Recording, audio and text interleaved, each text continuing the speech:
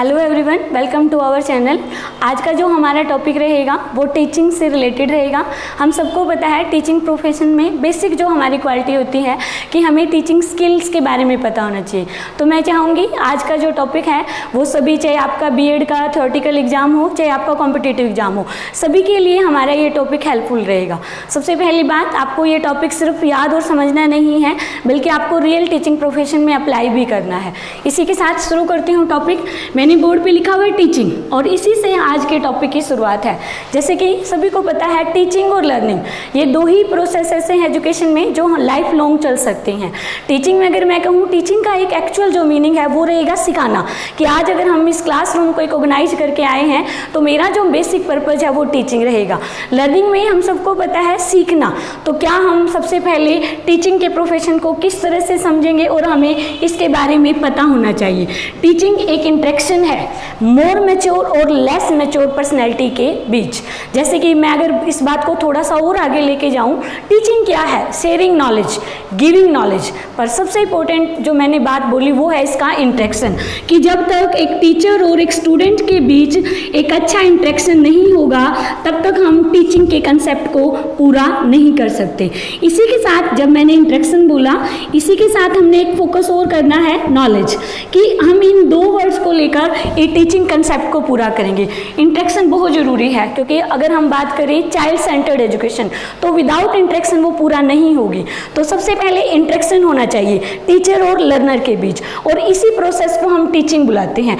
दूसरी जो इंपॉर्टेंट बात है वो है नॉलेज, कि नॉलेज, शेयरिंग नॉलेज। एक मोर मैच्योर जो कि आपका टीचर है, एक लेस मैच्योर जो कि आप एक लर्नर हो, उन दोनों के बीच इंटरेक्शन से जो नॉलेज गेन होती है वो हमारे एक्चुअल टीचिंग के प्रोसेस में है।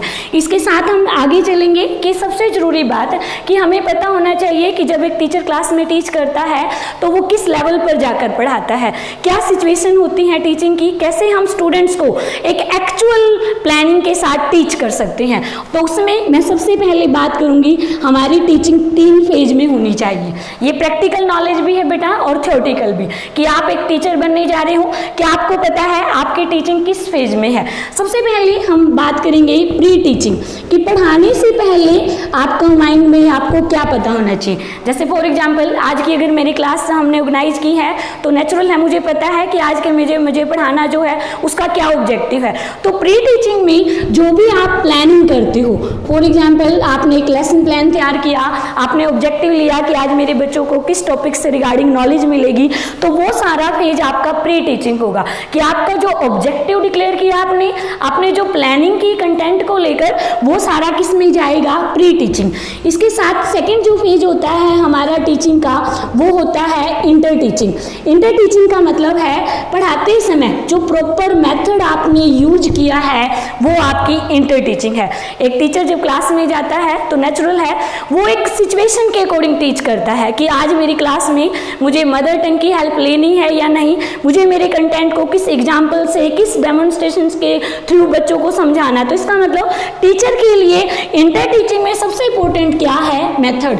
मेथड का मतलब पता होगा पढ़ाने का तरीका, कि आज हम चाहे आपको ऑफलाइन पढ़ाएं चाहे ऑनलाइन पढ़ाएं, सबसे जरूरी क्या है? वो मेथड, जिससे सभी लर्नर को जो कंसेप्ट पढ़ाया जा रहा है वो इजी वे में समझ आ जाए। और यही हमारे लिए जरूरी है जो हमारे किस फेज में आता है? Inter teaching. उसके बाद हम थर्ड जो बात करेंगे वो होता है पोस्ट टीचिंग, कि भी आज अगर हमने सबसे पहले एक सिंपल सा एक टॉपिक लिया कि टीचिंग क्या है, इंटरेक्शन और नॉलेज दोनों के जो हमारा कंसेप्ट क्लियर हुआ वो टीचिंग है।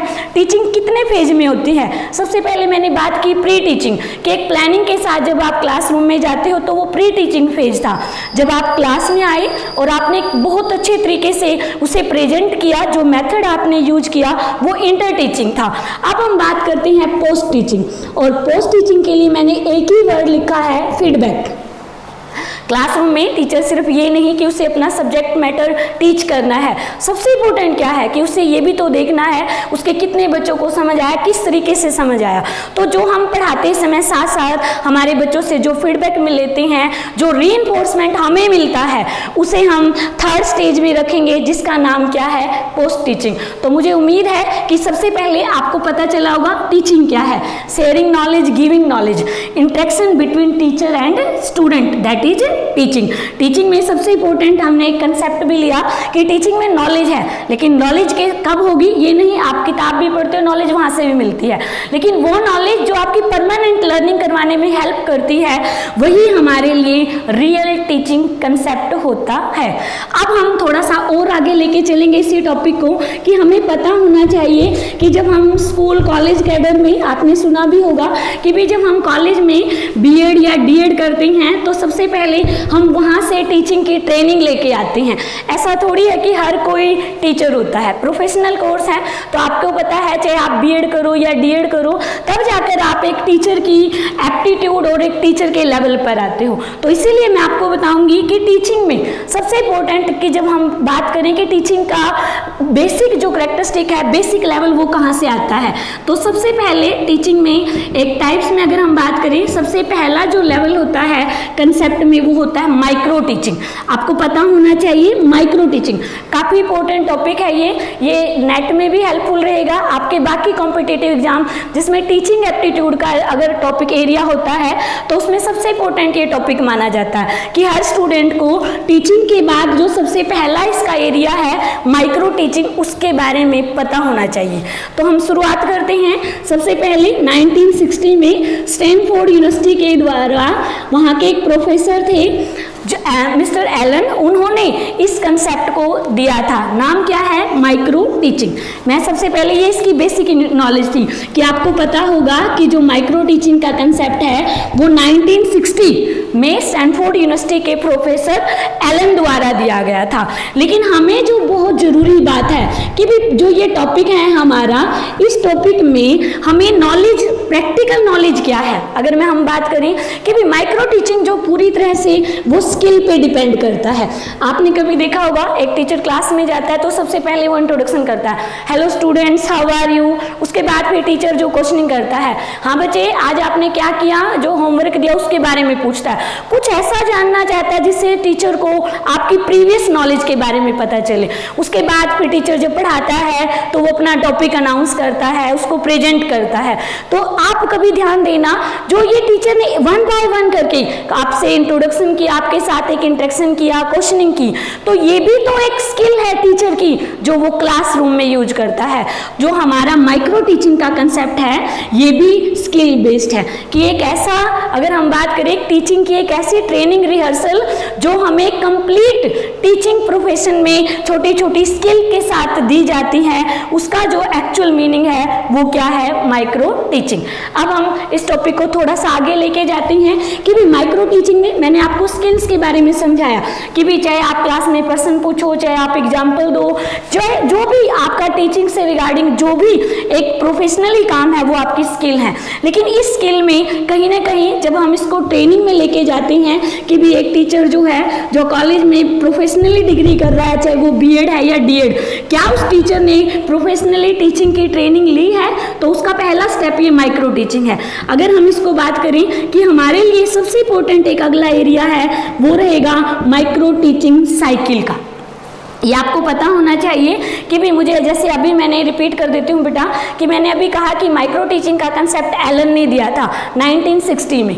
माइक्रो टीचिंग जो है वो स्किल बेस्ड होती है जिसमें एक एक स्किल पर लर्नर को सिखाया जाता है। और बेसिकली ये जो माइक्रो टीचिंग है ये प्यूपिल टीचर से रिलेटेड है कि आप जब टीचर ट्रेनिंग पे जाओगे तो आपको पता होना चाहिए कि मुझे मेरे टीचिंग प्रोफेशन में कैसे प्रश्न पूछने हैं, कैसे एग्जाम्पल देने हैं। उसी के साथ जब माइक्रो टीचिंग का प्रोसेस होता है तो हर प्यूपिल टीचर को एक साइकिल फॉलो करना होता है और वही साइकिल हमारे पेपर में इंपॉर्टेंट होता है। अगर हम इसकी थ्योरेटिकल नॉलेज रखें तो मैं अभी समझाऊंगी तो आपको पता चलेगा कि भी माइक्रो टीचिंग साइकिल क्या है। सबसे पहले मैं इसका एक क्वेश्चन लिख देती हूँ एग्जाम लेवल पर। माइक्रो टीचिंग साइकिल की टोटल जो टाइमिंग वो 36 मिनट होती है। यहाँ पर बेटा ये डायरेक्ट क्वेश्चन आता है पेपर में, इसलिए मैंने यहाँ पे बता दिया। अब मैं आपको बताती हूँ कि माइक्रो टीचिंग साइकिल क्या है। सबसे पहले आज आपने टीच करना है, आज आपने टीच करना है, तो उस टीचिंग में अगर हम बात करें कि सबसे पहले आप अपना टॉपिक घर से तैयार करके लाए होंगे कि भी मुझे मेरे स्कूल में, मेरे कॉलेज में मुझे ये टॉपिक पढ़ाना है। उसके बाद आपने क्लास में आकर पर्टिकुलर एक स्किल पर पढ़ाना शुरू किया, तो सबसे पहले कंसेप्ट क्या शुरू हो गया? टीचिंग। अब उसके साथ जो भी क्लास में पीपल टीचर्स हैं उनसे फीडबैक ली जाती है कि भाई इस टीचर्स ने कैसा पढ़ाया, इस टीचर ने, उस टीचर के जो फीडबैक का जो प्रोसेस होता है उसको भी हम माइक्रो टीचिंग साइकिल में रखते हैं। अगर बेटा मैं इसको टाइमिंग दूं तो ये ध्यान रखना, एक टाइमिंग में एक स्किल को मैंने 6 मिनट दी कि माइक्रो टीचिंग के जो फर्स्ट प्रोसेस का फर्स्ट स्टेप होगा उसमें आपको 6 मिनट टीच करना है बस। उसके बाद जो फीडबैक ली जाएगी वो भी सिर्फ आपकी 6 मिनट की होगी कि 6 मिनट में अनदर पीपल टीचर से पूछा जाएगा क्या इसने जो टीच किया वो बहुत अच्छा था या नहीं। इवन जो आपके एमटी होंगे, जो मास्टर ट्रेनर होंगे, जो आपको ऑब्जर्व करेंगे कि आप कैसा पढ़ा रहे हो, वो भी 6 मिनट में आपके बारे में फीडबैक देंगे। जब आपकी फीडबैक दी गई तो पता चला कहीं ना कहीं आपने रिहर्सल ट्रेनिंग के दौरान अच्छा टीच नहीं किया, उसको बाद आपको अगेन वही टॉपिक दिया जाएगा, लेकिन उस वही टॉपिक को हम एक प्रोसेस के साथ लेके चलते हैं जिसको मैंने रीप्लानिंग का नाम दिया है और उसका टाइमिंग मैंने डबल कर दिया। यहाँ पे 6 मिनट की टीचिंग की, फिर फीडबैक कितने मिनट का था, 6, लेकिन जब आपको दोबारा से वही टॉपिक रीप्लान करना है देन आपको कितने मिनट के टाइम दिया गया, 12 मिनट। अब 12 मिनट की टाइमिंग के बाद फिर आप दोबारा आए क्लास में, फिर आपने दोबारा वही टॉपिक टीच किया, तो दैट मीन्स क्या हुआ, रीटीचिंग। फिर आपसे दोबारा से वही टॉपिक पर क्या ली जाएगी, रीफीडबैक। अब इनका टाइमिंग भी 6 मिनट रीटीचिंग का होगा बेटा और 6 मिनट रीफीडबैक का हो। अब आप इसे काउंट कर सकते हो, अगर हमारे पेपर में आता है माइक्रो टीचिंग साइकिल कितने मिनट का, तो 36 मिनट। अगर एग्जाम पॉइंट ऑफ व्यू से देखा जाए कि माइक्रो टीचिंग में जो वन टाइम टीचिंग स्किल है उसका टाइमिंग कितना है, तो वो कितना होगा, 6 मिनट। तो मैं उम्मीद करती हूँ कि सबसे पहले आज हमें टीचिंग का जो सबसे पहला कंसेप्ट है, एरिया है माइक्रो टीचिंग, उसके बारे में पता चला होगा। ये टॉपिक इतना छोटा नहीं है, अगर हम इसको एक्सप्लेन करें बेटा जी, मैं अपने अगले में इसके बारे में और ज़्यादा आपको समझाऊंगी कि माइक्रो टीचिंग में जो स्किल हैं, जैसे मैंने सबसे पहले आपको बताया था, जो ये स्किल हैं हमें इनके बारे में एक एक करके काम करना होता है। मान लो अगर आप यही एग्जाम थ्योरेटिकल लेवल पर ये पेपर में दे रहे हो तो स्किल से रिलेटेड क्या क्वेश्चन आएगा, एग्जामिनर आपसे कोई भी एक स्किल पूछेगा और आपको उसको एक्सप्लेन करना। फॉर एग्जाम्पल मैं आज के लिए बता देती हूँ कि हमारे लिए सबसे इंपॉर्टेंट एक स्किल होती है माइक्रो टीचिंग में, दैट इज क्वेश्चनिंग स्किल। आपको पता होगा, अगर मैं हिंदी में पूछूं तो प्रश्न पूछना एक कौशल है। जब टीचर क्लास में जाता है तो उसके अंदर ये स्किल होनी चाहिए। ऐसे नहीं होता कि किसी भी बच्चों को बाय कास्ट नेम या किसी और टॉन्टिंग से टीचर क्लास में बुलाता है। तरीके से अगर टीचर क्लास में बच्चों को एक अच्छे तरीके से प्रश्न पूछता है तो वहाँ पर भी बच्चों को सीखने के लिए एक मोटिवेशन मिलता है। तो इसलिए मैंने इसको ये कहा कि हर स्किल पर हर टीचर को परफेक्ट होना है ताकि वो एक अच्छी टीचिंग कराएगा, तभी हमारे बच्चों की इफेक्टिव लर्निंग होगी। तो यहाँ पर मैं फर्स्ट जो बात कर रही हूँ वो होगी क्वेश्चनिंग स्किल, कि क्वेश्चनिंग स्किल आपको मैंने अभी एग्जांपल दिया कि कैसे होनी चाहिए, लेकिन सबसे इंपॉर्टेंट जो हमारे लिए है कि वो क्वेश्चनिंग स्किल के पर्टिकुलर कंपोनेंट्स होते हैं। मैं कंपोनेंट्स की बात कर रही हूँ कि आप एक क्वेश्चनिंग स्किल में किन चीज़ों पर फोकस करोगे, तो मैं एक एक करके यहाँ पर समझा देती हूँ। जो क्वेश्चनिंग स्किल के जो कंपोनेंट्स हैं, सबसे पहले जो मोस्ट इंपॉर्टेंट होगा वो होगा रिलेवेंट, कि आपके जो क्वेश्चन है वो रिलेवेंट होने चाहिए। उसके बाद अगर हम थोड़ा सा और आगे लेके चले इसी बात को, तो दूसरा जो पॉइंट होगा फर्दर इंफॉर्मेशन। अभी मैं एक्सप्लेन करूंगी बेटा, एक बार आप इनको समझे कि भी सबसे पहले आपका क्वेश्चन जो क्लास में वो रिलेवेंट होना चाहिए, रिलेटेड टू टॉपिक होना चाहिए। ये नहीं आपने पढ़ाया कुछ आप पूछ कुछ हो रहे हो, नहीं, आपका सबसे इंपॉर्टेंट क्या होगा, रिलेवेंट। दूसरा क्या होगा, फर्दर इंफॉर्मेशन, कि आपने जो भी बच्चे से पूछना है उसके बारे में आप क्वेश्चन करके आप बच्चे की प्रीवियस नॉलेज को भी जान रहे हो। उसके बाद अगर हम बात करें, जो हमारा थर्ड पॉइंट जो होता है क्वेश्चनिंग स्किल का, वो होता है रीडायरेक्शन, कि भी क्लास में आप साथ साथ बच्चों को उसी डायरेक्शन में लेके जा रहे हो जहां पर बच्चों की आप नॉलेज के लिए ज़्यादा से ज़्यादा उन्हें अवेयर करोगे। ये ध्यान रखना है, जब तक आप बच्चों को एक क्वेश्चनिंग के साथ अच्छी डायरेक्शन नहीं लेके जाओगे तब तक बच्चे अवेयर नहीं होंगे। आप क्वेश्चन पूछ रहे हो, उसके साथ क्लास में बच्चे क्रिएटिव भी होंगे, अटेंटिव भी होंगे। क्यों? क्योंकि उनके जो ज़्यादा जरूरी है वो होगा बच्चे की जो क्वेश्चनिंग है उसके साथ माइंड मैपिंग होना, और वो माइंड मैपिंग कब होगी, जब आप क्वेश्चनिंग स्किल में किसका ध्यान रखोगे, रीडायरेक्शन। उसके बाद मोस्ट इंपॉर्टेंट जो रहता है वो रहता है रीफीडबैक। आपने बच्चे से क्वेश्चन पूछा, बच्चे ने हो सकता है आंसर में थोड़ा सा कंफ्यूज हो, लेकिन क्या आपको पता है जब आप कहते हो बच्चा वेरी गुड, आप बहुत अच्छा बता रहे हो, उसको और ज़्यादा मोटिवेट कर रहे हो, तो बच्चा खुद भी कोशिश करता है कि मैं उस चीज़ को याद करूँ, सुनूँ।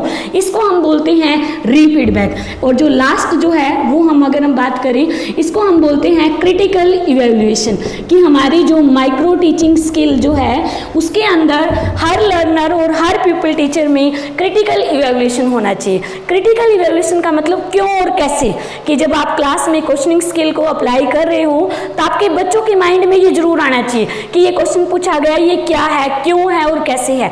जितना ज़्यादा क्वेश्चनिंग में बच्चा अपने आप को बारे में समझेगा या उस टॉपिक को इवैल्यूएट करेगा, उतना ही ज़्यादा उस टॉपिक को वो क्रिटिसाइज भी कर पाएगा, अंडरस्टैंडिंग भी कर पाएगा। तो आई होप मेरा जो आज का टॉपिक था टीचिंग और माइक्रो टीचिंग दोनों के बारे में आपको समझ आया होगा। रिपीट कर देती हूँ बेटा, टीचिंग जो है वो इंटरेक्शन है और माइक्रो टीचिंग जो है वो एक रिहर्सल है, ट्रेनिंग है, जो आपको एक्चुअल स्कूल में जब पढ़ाओगे तो उससे पहले जो स्किल बेस्ड जो ट्रेनिंग दी जाती है उसका पहला कंसेप्ट जो है वो माइक्रो टीचिंग है। इसके बाद इसके बारे में हम अगला जो डिटेल होगी वो मैं नेक्स्ट क्लास में पढ़ाऊंगी। आई होप मेरे बच्चों को ये बात समझ आई होगी और आप जितने भी सभी टीचर्स हैं इस चीज़ को रियल में भी प्रैक्टिकल भी अपने अपने स्कूल में क्लास में बच्चों पर अप्लाई करोगे कि अच्छे तरीके से क्वेश्चनिंग करनी है, अच्छे तरीके से क्लास में एक इंटरेक्शन बनाना है ताकि लर्निंग जो है वो 100% हो। Thank you so much.